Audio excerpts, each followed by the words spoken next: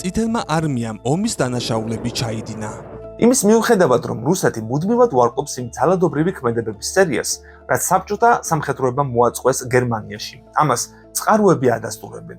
საბჭოთა ფიზიკოსის ანდრეი სახაროვის ახლო მეგობარი ნატალია გესე, რომელიც აკვირდებოდა წითელი არმიის მოქმედებებს 1945 წელს, როგორც საბჭოთა კორესპონდენტი, ამბობდა, რომ რუსი ჯარისკაცები 8-დან 80 წლამდე ყველა გერმანელ ქალს აუპატიურებდნენ.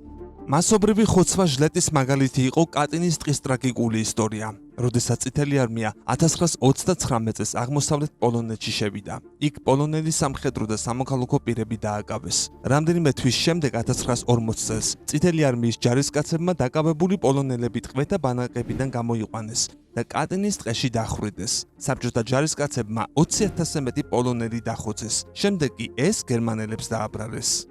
1941 წლის ივნისში NKVD-მ, ანუ შინაგან საქმეთა სახალხო კომისარიატმა 34,000 ადამიანი ლიეტუვიდან, 15,000 ლატვიიდან, მათ შორის 2,400 ბავშვი და 10,000 ესტონეთიდან დააპატიმრა ან გადაასახლა. 1940-51 წლებში საბჭოთა სხვადასხვა სახის რეპრესიების მსხვერპლთა სრული რაოდენობა შემდეგი იყო: ლატვიაში 34,000, ესტონეთში 60,000, ხოლო ლიეტუვაში 75,000 ადამიანი.